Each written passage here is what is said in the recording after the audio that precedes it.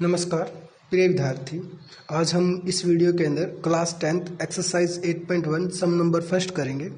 सम को करने से पहले आपसे रिक्वेस्ट है कि प्लीज़ आप जो पहली वीडियो बनाई गई है जिसके अंदर मैंने इस एक्सरसाइज और लगभग इस चैप्टर के सभी फॉर्मूले हैं वो आपको बता दिए हैं, तो आप उन फॉर्मूलों को ज़रूर लर्न कर ले, क्योंकि फॉर्मूले आपको लर्न होंगे तभी आप इन क्वेश्चनों को आसानी से कर पाओगे। नहीं तो आपके लिए बहुत ज़्यादा हैवी हो जाएंगे ये क्वेश्चन, आपको समझ नहीं आएंगे कि क्या चल रहा है इन क्वेश्चनों के अंदर। तो आपसे रिक्वेस्ट है कि वो वीडियो जरूर देख ले। अब क्वेश्चन की बात करें तो क्वेश्चन के अंदर हमें ट्रायंगल बनाना होता है और ट्रायंगल के बेस पे ही हम इन सभी क्वेश्चनों को सोल्व करेंगे, हल करेंगे। तो जब भी आप इन क्वेश्चनों को करने जाओ तो आपने अपने आप से 3 सवाल पूछने हैं, सिर्फ 3, कि इस क्वेश्चन के अंदर ट्रायंगल बनेगा कि नहीं बनेगा, और बनेगा तो मेरे को कैसे पता चलेगा। दूसरा सवाल ये है, और कौन सा एंगल कब चेंज होएगा। 3 सवाल है। अगर ये 3 सवाल आप बार बार क्वेश्चन के अंदर पूछोगे तो आपका क्वेश्चन जो है वो हल हो जाएगा आसानी से ही। अब उसके लिए अगर मैं देखूं, अब मेरे पास मैथ नहीं है इधर, तो मैं आपको बता देता हूं कि इसके अंदर ट्रायंगल बनेगा और बनेगा। उसके लिए रीज़न ये है कि आप देखो यहाँ पे ये जो आपको दिखाई दे रहे हैं, जो लास्ट में आंसर निकालने हैं वो सारा बताता हूँ मैं आगे क्या कर रखा है मैंने ऊपर। यहाँ पे एंगल ए आ गया, फिर एंगल सी आ गया, मतलब कि कभी एंगल ए कह रहा है, कभी एंगल सी कह रहा है। जब वो एंगल चेंज करे, एक ही क्वेश्चन के अंदर दो एंगलों की बात कर रहा है, जब भी वो एंगल चेंज करेगा तो आपको ट्रायंगल बनाना है, 100% बनाना है। बिना ट्रायंगल के आप इस क्वेश्चन को हल नहीं कर पाओगे। इस चीज़ के बारे में आपको थोड़ा सा ध्यान रखना है, ठीक है। दूसरी बात, अब एंगल चेंज करने की बात आती है, तो जिस भी एंगल की बात करेगा, सबसे पहली बात तो ये है कि आपको पता है कि 90 डिग्री के सामने एच होता है, ये कभी भी चेंज नहीं होगा, कभी भी ये अपनी जगह पे रहेगा, हमेशा अपनी जगह पे रहेगा, इसको कोई नहीं चेंज कर सकता। चेंज होंगे तो बेस और परपेंडिकुलर चेंज होते हैं। अब बात करते हैं, जिस भी एंगल की बात करेगा उस एंगल के सामने हमेशा परपेंडिकुलर होगा। इस बात को याद रखना, जिस भी एंगल की बात करेगा उस एंगल के सामने हमेशा परपेंडिकुलर होगा, इस बात को नोटिस रखना है, ठीक है। अब क्वेश्चन के अंदर आते हैं हम। क्वेश्चन के अंदर क्या दे रखा है, in right angle triangle ABC, एक ट्रायंगल दे रखा है राइट एंगल ट्रायंगल ABC हमने ले लिया, जो बी पे हमारा 90 डिग्री का एंगल है, ये मैंने ट्रायंगल बना दिया है, जिसके अंदर ये मेरी परपेंडिकुलर है, ये बेस है और ये हाइपोटेन्यूस है। परपेंडिकुलर उसने दे रखा 24, तो मैंने लिख लिया परपेंडिकुलर, जो कि मेरा AB है 24 सेंटीमीटर हो गया। बेस जो BC है वो 7 सेंटीमीटर हो गया। हाइपोटेन्यूस मैंने निकालना है, इसीलिए मैंने इसको क्वेश्चन मार्क से डिनोट कर दिया। अब मैं इस फॉर्मूले को, क्योंकि मेरे को पता है कि ये ट्रायंगल जो राइट एंगल ट्रायंगल, और राइट एंगल ट्रायंगल के अंदर PGT का फॉर्मूला लगता है। PGT के जरिए, PGT का मतलब पाइथागोरस थ्योरम, इसके जरिए हम क्या निकालेंगे, H निकालेंगे, क्योंकि H निकलेगा तभी हम इस क्वेश्चन को आसानी से सोल्व कर पाएंगे, हमारे आंसर निकाल पाएंगे। तो H निकालने के लिए आपको मैंने बताया था कि जो H होता है, जब भी H निकालना हो तो इन दोनों के स्क्वायर को ऐड कर दो, H आ जाएगा हमारे पास में। तो मैंने कल भी बताया भी था आपको कि थोड़ा सा अपनी लैंग्वेज के अंदर बताऊं तो जितने इन दोनों के पास पैसे हैं उतने ही सकेले के पास पैसे। अब मैं बोलूँ कि H के पास कितने पैसे हैं, तो आप क्या करोगे, बेस के पास जितने पैसे और परपेंडिकुलर के पास जितने पैसे उसको जोड़ दो। वहाँ पे स्क्वायर भी करना होता है, बट वैसे आपको लर्न करने के लिए बताया थोड़ा सा। तो यहाँ से क्या चीज़ आ गई हमारे पास में, P हमारा 24 था, 24 का स्क्वायर आ गया यहाँ से, और ये 7 का स्क्वायर आ गया। इधर 24 का स्क्वायर होता है 576 और 7 का होता है 49। जब आप इनको ऐड करोगे तो आंसर आ जाएगा 625। बट हमने H निकालना, ना कि H स्क्वायर, तो ये 2 हटाना पड़ेगा। ये 2 तभी हटेगा जब दोनों तरफ स्क्वायर रूट करेंगे। हाँ, इस चीज़ की भी गारंटी है कि मैथ के अंदर आप अपने पास से कुछ भी ले सकते हो, कुछ भी, आपकी पूरी छूट है। बट ऐसी आपको 2 चीज़ों का ध्यान रखना है कि जब भी आप अपने पास से कोई चीज़ लेते हो उसको उसी टाइम काटते हो, तो जो आपका पीछे वाला स्टेप है वो आपका आना जरूरी है। अगर नहीं आया तो आपने जो लिया है वो आपका गलत लिया है और आपने क्वेश्चन गलत कर लिया है।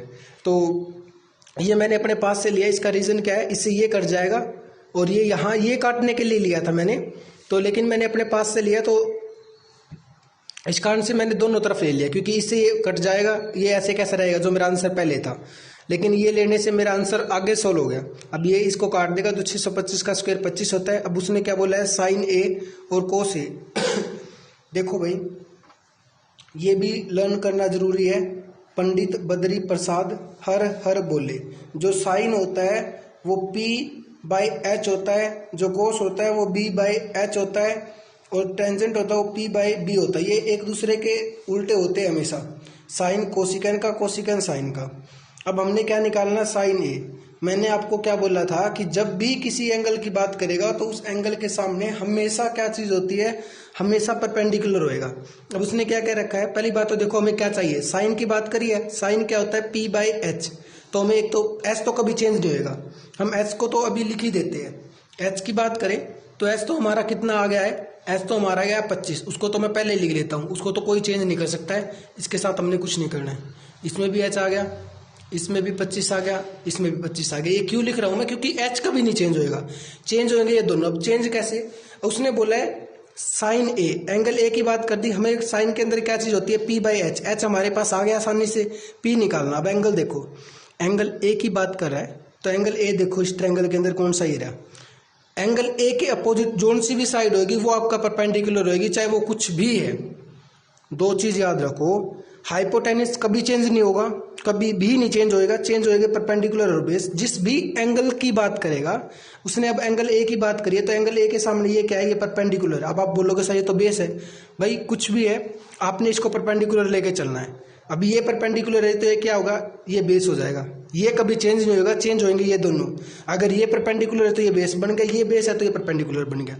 अब उसने क्या बोला है, एंगल ए, एंगल ए के सामने क्या होगा, परपेंडिकुलर। जिस भी एंगल की बात करेगा उसके सामने हमेशा परपेंडिकुलर होगा, हमेशा, एक 90 वाले को छोड़ के, तो परपेंडिकुलर हो गया। और हमें क्या चाहिए, परपेंडिकुलर ही चाहिए, तो कितना आंसर आ गया हमारा, 7 आ गया। अब ये मैंने क्या बोला, एंगल ए के सामने परपेंडिकुलर तो 7 आ गया, तो ये हमारा आंसर आ गया इधर 7/25। अब बात करते हैं कोस की, कोस ए, एक कोस के अंदर हमें क्या चाहिए होता है, बी बाई एच, कोस देखोगे तो बी बाई एच होता है, एच हमारा आसानी से आ गया। उसके बाद हम देखेंगे तो कोस निकालने के लिए क्या चीज करेंगे हम यहाँ पे, अब ध्यान से देखें तो उसने बोला है कोस ए बोला है, तो ये आ गया ए के सामने जो भी होएगा वो परपेंडिकुलर रहेगा। आई समझ में, एंगल ए के सामने क्या होगा, ये परपेंडिकुलर होगा, बट हमें क्या चाहिए, अब ध्यान से देखोगे तो हमें बी चाहिए, बेस चाहिए मतलब कि, तो ये तो परपेंडिकुलर है तो इसका मतलब बेस क्या बच गया हमारा, 24 हो गया, तो ये आ गया 24/25। अब बात करते हैं सेकंड पार्ट की। सेकंड पार्ट में क्या बोला उसने, साइन सी। भाई sine P C Q R X Y Z कुछ भी हो, साइन की जो वैल्यू होती है वो पी बाई एच होती है, पी बाई एच उसको डिनोट करते हैं बाय एंगल, एंगल के जरिए हम जब एंगल के अंदर डिनोट करना हो तो एच हमारा, एच तो हम आसानी से निकाल लेंगे, एच की कोई प्रॉब्लम नहीं है। अब बात करते हैं हम किसकी, साइन सी की बात करिए। अब सी एंगल कौन सा ये रहा, मैंने क्या बोला है कि जिस भी एंगल की बात करेगा उसके सामने हमेशा परपेंडिकुलर होगा। उसने बोला है साइन सी, सी के सामने ये क्या है, ये परपेंडिकुलर है, तो हमें चाहिए क्या इसके अंदर, अगर आप देखोगे तो पी ही चाहिए, परपेंडिकुलर ही चाहिए, तो कितना आंसर आ गया हमारा, तो 24/25 आ गया।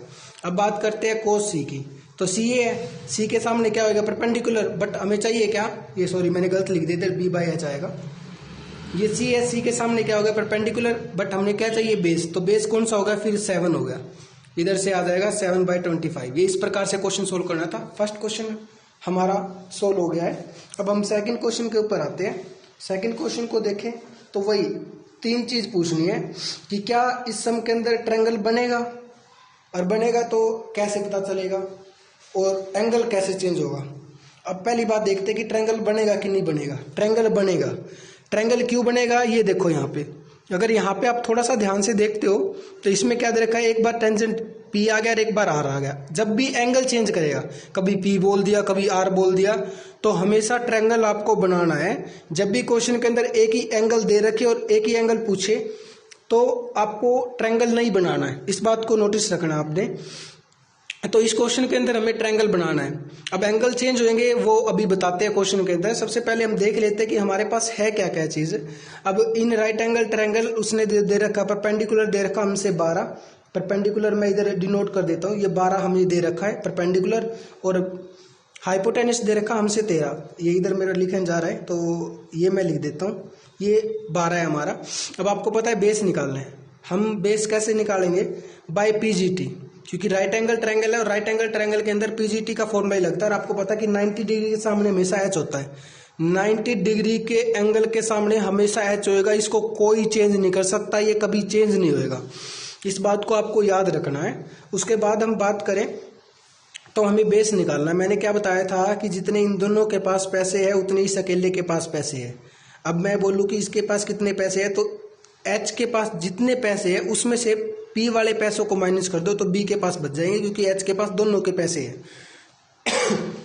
अब ये निकालिए, तो बी निकालने के लिए क्या करेंगे हम, एच में से पी के पैसे माइनस कर देंगे, मतलब एच स्क्वायर में से पी स्क्वायर माइनस कर देंगे। तो एच कितना है हमारा 13, 13 का स्क्वायर माइनस 12 का स्क्वायर, 13 का स्क्वायर कितना होता है 169 और 12 का होता है 144। जब 169 में से 144 माइनस करेंगे तो 25 आ जाएगा।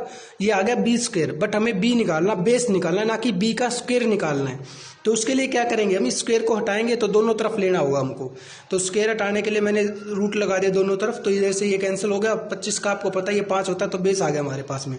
अब आप ध्यान से देखोगे तो क्या चीज़ दे रखी है, टेंजेंट, टेंजेंट और कोड दे रखा है। देखो tangent P R Q X Y Z कुछ भी दे रखा हो, ये कभी चेंज नहीं होती, ये ऐसे कैसे ही रहती है। अब कैसे आई है पी बाई बी, आप देखोगे टेंजेंट पी और बाई बी उसके सामने वाला, तो पी बाई बी क्या होता है, टेंजेंट होता है पी बाई बी। और कोट क्या होता है, इधर देखो कोट यहाँ पे, तो बी बाई पी हो गया उल्टा। अब देखेंगे एंगल, भाई उसने बोला टेंजेंट पी, ठीक है, हमें चाहिए क्या, पी बाय बी चाहिए। इस बात को याद रखना, पी बाय बी चाहिए। और एंगल पी की बात कर दी, तो जिस भी एंगल की बात करेगा, मैं एक बार फिर बोल रहा हूं, जिस भी एंगल की बात करेगा उस एंगल के सामने हमेशा पी होता है, परपेंडिकुलर होता है, चाहे वो कुछ भी है। तो इस एंगल पी की बात कर दी, पी के सामने ये क्या होगा हमारा, परपेंडिकुलर रहेगा। अब आप ये मत बोलना कि सर ये तो बेस है, भाई उसने एंगल पी की बात करी, तो जिस भी एंगल की बात करेगा वो आपसे उस एंगल के सामने हमेशा परपेंडिकुलर होगा। अब ये परपेंडिकुलर है तो ये बेस होगा, क्योंकि मैं आपको बता चुका हूं ये इसको कोई माइका लाल चेंज नहीं कर सकता, ये कभी चेंज नहीं होगा। चेंज होंगे तो परपेंडिकुलर और बेस, जब भी ये परपेंडिकुलर होगा तो ये बेस बन जाएगा, जब ये बेस होगा तो ये परपेंडिकुलर बन जाएगा, ऐसे काम चलेगा इसमें। तो पी के सामने क्या हो गया, परपेंडिकुलर, और हमें क्या चाहिए, परपेंडिकुलर ही चाहिए और बेस चाहिए। तो ये परपेंडिकुलर हो गया, कितना आ गया परपेंडिकुलर, मतलब कि अब ये पहले लिख दो आप, परपेंडिकुलर 5 और ये कितना था हमारा 12, तो ये आ जाएगा हमारा 5/12 आंसर आ गया इधर से। उसके बाद अगर आप आगे बात देखोगे तो कोट आर की बात करिए, पहले देख लो आर कोट के अंदर चाहिए क्या, हमें बी बाई पी चाहिए। तो जिस भी एंगल की बात करेगा उस एंगल के सामने क्या होगा, हमेशा परपेंडिकुलर होएगा। जिस भी एंगल की बात करेगा उस एंगल के सामने हमेशा परपेंडिकुलर होगा। तो इस आर एंगल की बात करें, इसके सामने क्या होगा, ये परपेंडिकुलर हो गया। और परपेंडिकुलर हो गया तो यहां से क्या चीज आ गई हमारे पास में, हमें क्या चीज चाहिए, बी बाई पी। ये तो आर के सामने तो परपेंडिकुलर है, बट चाहिए क्या हमें, बेस। तो इसका मतलब ये बेस है, क्योंकि ये दोनों ही चेंज होंगे, ये परपेंडिकुलर तो ये बेस हो गया। तो हमें क्या चाहिए, बेस बी बाई पी चाहिए। तो 5 और बटे में 12 आ जाएगा, क्योंकि ये हमारा 12 था, तो 5/12 आ गया। इधर से सोल्व करोगे तो दोनों, ये 5/12 प्लस का है, ये माइनस का, तो दोनों कट जाएंगे। ये एलसीएम लेके करोगे तब भी इतना ही आंसर आना है, तो इधर से 0 आ गया। तो इस प्रकार से इस क्वेश्चन को सोल्व करना था। सबसे इंपॉर्टेंट चीज ये है, आप जब तक इसको फिंगर पे नहीं लर्न करोगे, sine cos tangent, sine cos tangent, cosecant secant cot, sine by cos नीचे जो होता है टेंजेंट होता है, ये टेंजेंट की प्रॉपर्टी है। साइन बाय कोस जब भी आपको मिल जाए तो वहां पे आप टेंजेंट थीटा लिख सकते हो, और जब भी कोस बाय साइन मिल जाए तो आप क्या लिख दोगे, कोट थीटा। यहाँ पे कोट थीटा है, टेंजेंट कोट साइन कोसिकेन, ये आपको फिंगर पे याद हो गए। मैं बोल रहा हूं कि स्टार्टिंग में आपको शायद प्रॉब्लम क्रिएट होगी, बट आपको बाद में प्रॉब्लम नहीं क्रिएट होगी। तो आपको इसे याद रख लेना, साइन के सामने क्या होता है, कोसिकेन, सॉरी कोस के सामने होता है सिकेन, और टेंजेंट के सामने कोट। ये आपस में एक दूसरे के उल्टे होते हैं, ठीक है। तो ये भी साथ में साइन बोल दे तो पी बाई एच आ गया। अब ये हमारा सेकंड क्वेश्चन क्लियर हो गया। अब हम थर्ड क्वेश्चन की बात करते हैं। तो थर्ड क्वेश्चन को अगर आप ध्यान से देखोगे तो थर्ड क्वेश्चन के अंदर भी आपने वही आपसे अपने आप से 3 सवाल पूछने की, क्या ट्रायंगल बनेगा कि नहीं बनेगा। अब इस क्वेश्चन के अंदर अगर आप ट्रायंगल ना भी बनाओगे तो भी आपका काम चल जाएगा। अगर आप इस क्वेश्चन के अंदर ट्रायंगल नहीं बनाओगे तो भी आपका काम चल जाएगा। इसका रीजन क्या है, इसका रीजन आप ध्यान से देखो। यहाँ पे क्या चीज दे रखी है, साइन ए, और जो आंसर पूछ रहा है वो भी किस में पूछ रहा है, ए में ही पूछ रहा है, मतलब कोई चेंज नहीं करा। उन क्वेश्चनों की तरह नहीं है जो पहले 2 थे हमारे, किसी में साइन ए दे दिया, किसी में साइन सी दे दिया, किसी में टेंजेंट पी दे दिया, किसी में आर दे दिया। तो इसमें वो नहीं है, इसमें दे भी ए रखा है और पूछ भी ए रखा है। तो आप ये क्वेश्चन, ये ट्रायंगल छापोगे तब भी ठीक है, नहीं छापोगे तो ये आपके चेंज नहीं होंगे, ये जो दे रखे हैं वही रहेंगे। परपेंडिकुलर, बेस और हाइपोटेनस की बात कर रहा हूँ मैं यहाँ पे। तो उसने क्या दे रखा हमसे दे रखा उसने साइन ए दे दिया उसने 3/4। अब साइन क्या होता है आपको पता है, साइन देखो ध्यान से p/h होता है, तो p/h इसका मतलब जो 3 है वो हमारा p का काम कर रहा है, और जो h है हमारा वो जो 4 है हमारा वो h का काम कर रहा है। अब आपको पता है कि ट्रायंगल के अंदर हमें 3 चीजों की रिक्वायरमेंट होती है, परपेंडिकुलर, बेस और हाइपोटेनस। तो हमारे पास हाइपोटेनस और परपेंडिकुलर है, किसकी रिक्वायरमेंट है हमें, अभी बेस की। तो बेस आसानी से निकाल लेंगे, यहाँ पे लिख लेना परपेंडिकुलर, तो ए बी जो कि 3 यूनिट हो गया। जब सेंटीमीटर, मीटर, जब भी गधे, घोड़े, कुत्ते, बिल्ली, गाय, भैंस, रुपए, पैसे, लीटर, मीटर ना दे रखा हो तो वहां पे हम हिंदी के अंदर इकाई लगाते हैं और इंग्लिश के अंदर यूनिट लगाते हैं। अगर सेंटीमीटर दिया होता तो हम सेंटीमीटर लगाते हैं, मतलब जिस चीज में आंसर पूछ रखा उसी चीज में बात करनी होती है हमें, और उसी चीज में आंसर भी देना होता है। तो बेस हम आसानी से निकाल लेंगे बाय पीजीटी के जरिए, क्योंकि हमें पता है कि एच स्क्वायर में से अगर पी का स्क्वायर माइनस कर देंगे तो हमें बी का स्क्वायर मिल जाएगा। तो एच हमारा 4 है, 4 का स्क्वायर 16 आ गया, इधर से 3 का स्क्वायर 9 आ गया, तो बी स्क्वायर कितना आ गया, 7 आ गया, और हमें बी निकालना था। तो ये जो स्क्वायर है दोनों तरफ हो जाएगा, इससे स्क्वायर कैंसिल हो गया, इधर रूट आ गया 7, तो ये हमारा बेस आ गया बी। अब उसने क्या बोला है, कोस सी, कोस ए, वैसे ये चेंज नहीं होगा, अब चेंज करने की है ही नहीं है। तो b/h एंगल के सामने वैसे भी आप खुद भी देख सकते हो इधर से, तो ये बेस कितना आ गया हमारा, √7 आ गया है, √7 यूनिट्स लगाना, ये ऐसे लगाना भूल गया मैं, इसको निकाल लेना। तो एंगल ए की बात करती तो ए के सामने क्या हो गया, बेस, और एच कभी चेंज नहीं होगा, तो वैसे इसीलिए देख लो एंगल बनाने की जरूरत ही नहीं है। एंगल, सॉरी ये इसमें एंगल नहीं बनेगा, आप ये इधर से गलत हो रहा है, मैं ये गलत बताया क्योंकि इसके सामने हमेशा परपेंडिकुलर होता है। आपने यहीं पे याद रखना, जब भी ए दे रखा है, जब एंगल ना चेंज हो रहे हो ना, यहाँ पे भी और पूछने वाले भी एंगल ना चेंज हो, तो आपको ट्रायंगल नहीं बनाना। और जो भी है b/h, अब आप देख लो b का क्या है अपना 7 है, √7, तो वैसे कैसा लिख दिया, h हमारा कभी चेंज होता ही नहीं है। टेंजेंट क्या होता है, p/h, तो बस p देख लो कितना है हमारा 3 है, और h कितना, सॉरी b कितना हमारा √7 है, बस हो गया। सॉरी मैं फिर बता रहा हूँ कि क्वेश्चन अपने 2 बात पूछने अपने आप, 3 बात पूछने अपने आप से कि इस क्वेश्चन के अंदर ट्रायंगल बनाना है कि नहीं बनाना है, वो किसके ऊपर बेस है। यदि ये चीजें सेम हो, जो दे रखी है और जो पूछ रखी है, तो आपको ट्रायंगल नहीं बनाना है।